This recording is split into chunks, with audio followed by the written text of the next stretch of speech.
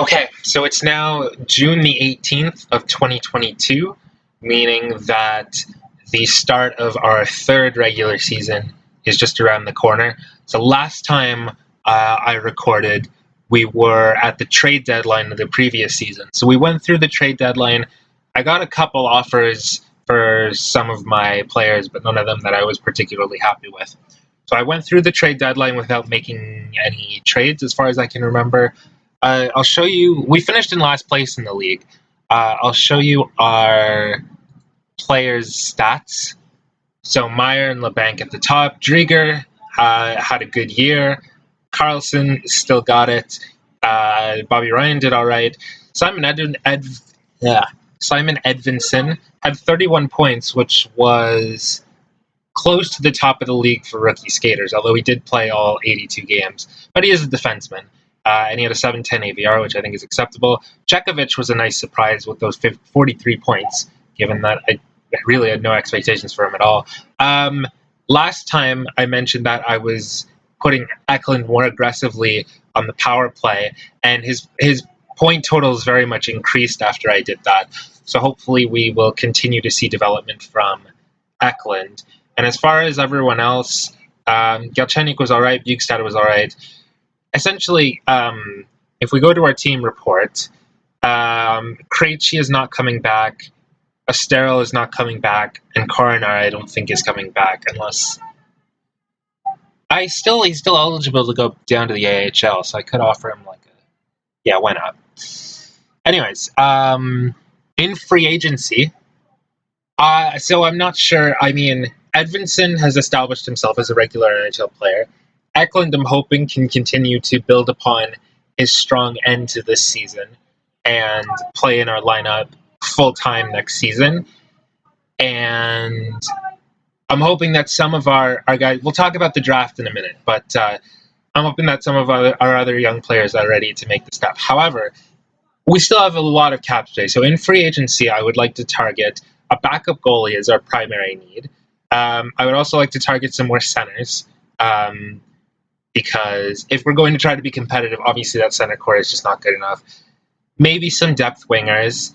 I would like to give young players the space to play in those spots if at all possible, but I'd like to be able to sign a couple wingers, maybe one on each side, and then some depth on defense. But our priority is getting a backup goalie and a centerman.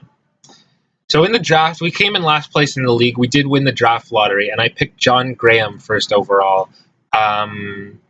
This was the Shane Wright draft, and I ended up picking Graham over Wright just because his attributes right now are a little bit better, and my scouts liked him a little bit more than Shane Wright. I'm not going to go through all of my picks, but yeah, I picked Graham first overall. Hang on, I can just bring up the page with my picks.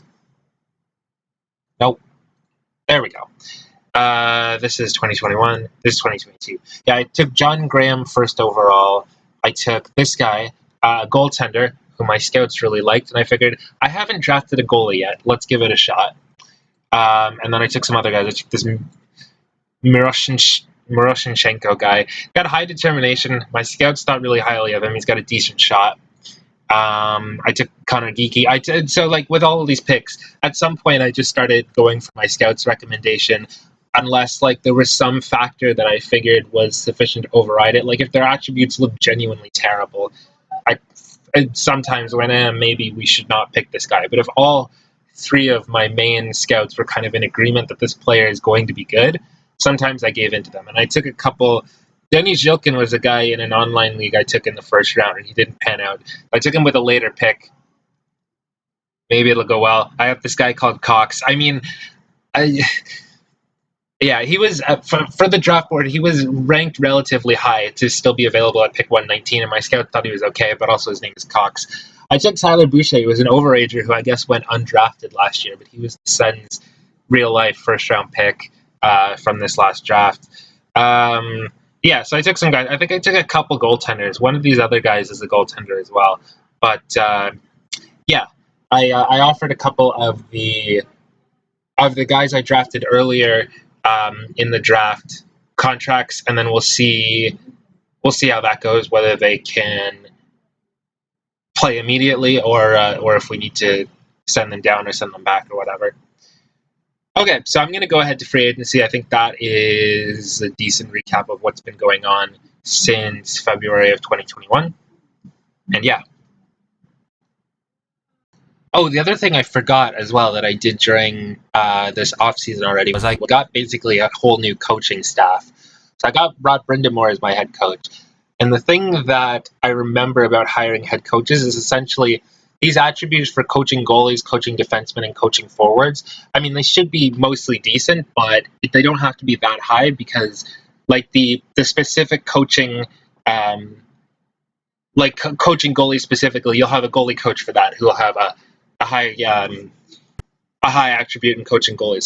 So for a head coach, you primarily need, I think, tactical knowledge. 16, that's decent.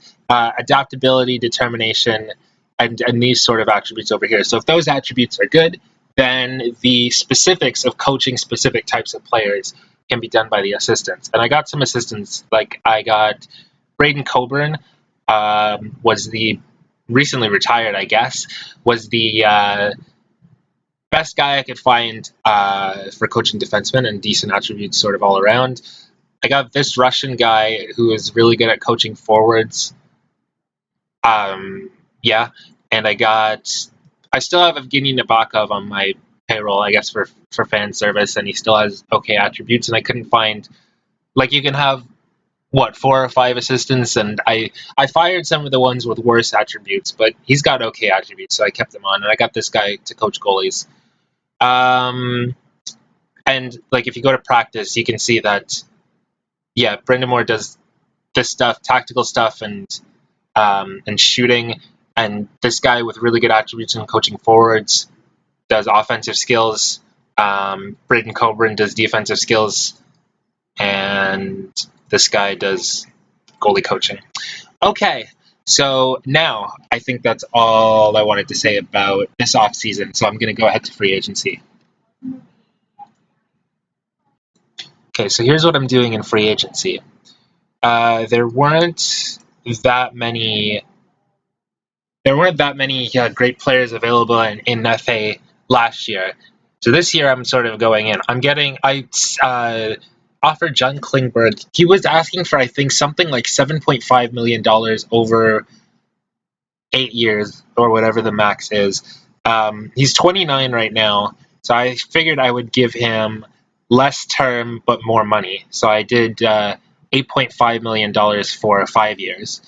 And the idea basically is that he's going to be sort of, whenever we sort of come up against the cap and I do decide to trade Karlsson, Klingberg is going to be like a replacement Karlsson.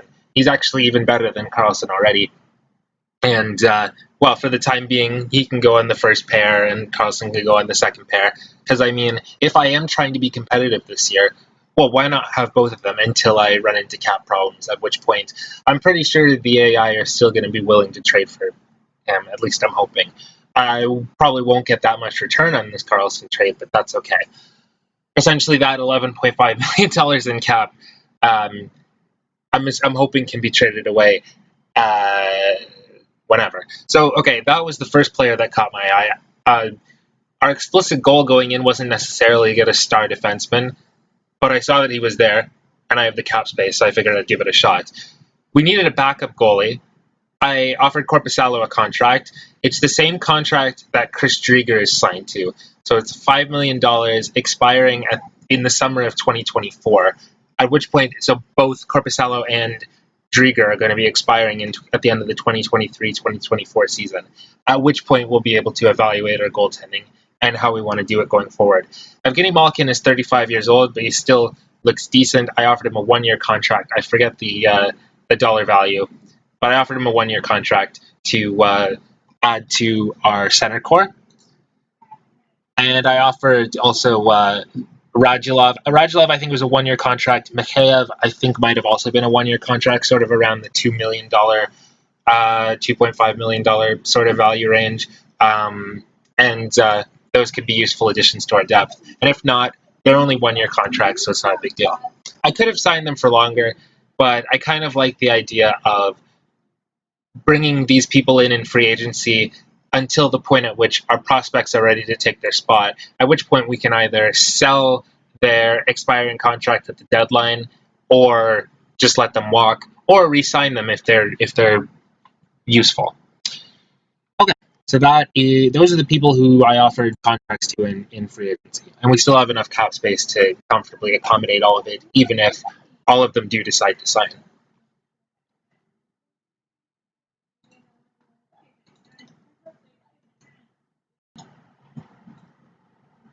Okay, so I think I got everybody I offered in free agency. These are our lines.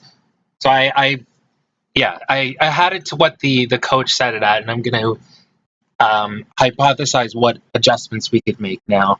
So as far as we'll start with the goaltenders. Korpisalo and Driga are fairly similar, I think. So I'm happy with them to 1A, 1B, split the starts or whatever. On defense, yeah, I want Edvinsson on the first pair. I want Klingberg on the first pair. Carlson second pair. Yeah, Merkley second pair is okay.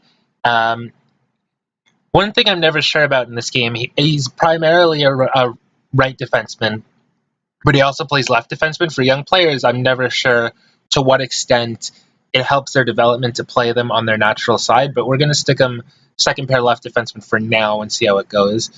Beyond that, our defense is a bit questionable. I have one of my defense prospects on the team right now, but he'll probably be sent back to juniors. I also have Cole Sillinger up right now, just because I don't have the ability to send them to the AHL because they came from juniors and they're still under the age of 20, so they don't have the option to go to the AHL. They have to go back to juniors, but I can't send them back to juniors until closer to the start of the season, and I'll leave them up for training camp and whatever. Anyways, yeah. So the bottom pair is whatever, Nishov and Pasichnuk, or I can end up calling up some other guys. I'll have to see later. Okay, so the forwards. I'm going to, at least to start the season, I'm going to continue with this Meyer, Eklund, Lebank first line, because that was clicking fairly well at the end of last season. We'll do Mikheyev with Malkin, and who do we have on the right side? I'm pretty sure I signed Radulov as well, but he just hasn't appeared up here yet. We can stick Ryan there for the time being. Let's put Galchenyuk on the left side, Bjugstad down the middle we can put Radulov in that spot. I guess we'll leave Sundqvist there for the time being, but Radulov could go in one of these two spots as well. And then who else do we have on the left side? Let's put Chekovich there. He had a good year last year. And then we can put someone. We could put Sumela there. I'm not that happy with this, but I don't think Sumela is that great. But we can leave him there for the time being. And then fourth line right wing could be Radulov, or Sundqvist could move down and Radulov could go here. And Gabriel could be just sort of our extra forward. And we also have Bergman didn't have a bad year last year, but he, I think, ends up also as one of our sort of extra guys. Or we could put, actually, Somella could be a backup forward. Bergman does play center, so we could put Bergman there, Chekovich over here. Or these can be moved around, obviously, but this is just sort of a tentative idea of what our roster could look like.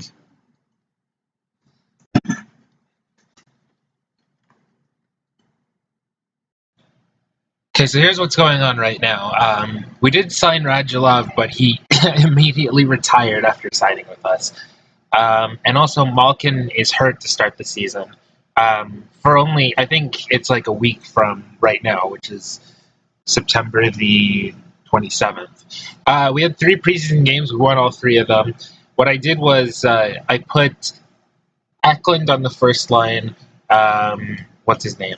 John Graham, the guy we picked first overall in the most recent draft, on the second line, and I put them both on the power play, as well as I forget their names, the young defensemen that I have, Carson Lambos, and the other one, Leighton Moore. I both had them play. All of the young guys seem to do well. And yeah, so I made some decisions. John Graham, I was planning to have start. I'll just show you. Actually, I'll show you my lines that I had. Okay, so my plan was to have John Graham start the season in the AHL, but with the Malkin injury, I'm going to let him start in the NHL just because we need centers. And I'll give him a few games. I mean, I don't want to play him in the NHL uh, just to give him fourth line minutes. So I put him on the second line and I put him on the power play. And we'll see how he does until Malkin returns. And then what we do from there will be decided based on that. I sent Carson Lambos down. I kept Leighton Moore up. I brought Nyazev up, who I get confused with the other guy. Nyazev is a point man, and the other guy is called Nyazov. They're both right-shooting defensemen, I think. But the other one is a defensive defenseman, who I like less than Nyazev, the guy who is currently on the third pair on the right side, who I like more. But I keep getting those two confused. So yeah, Evanson is playing with Klingberg. Leighton Moore is going to play with Carlson. And then we'll make decisions on all the young players based on the data that we have after the first few games. I sent some other guys back to junior, like the people that were still eligible for that. I think Cole Sillinger, and there was one other guy I think that I sent back to junior. And there were a couple of sort of depth guys that I waived. But other than that, I think that's all. These are my lines. We're going to start the season now.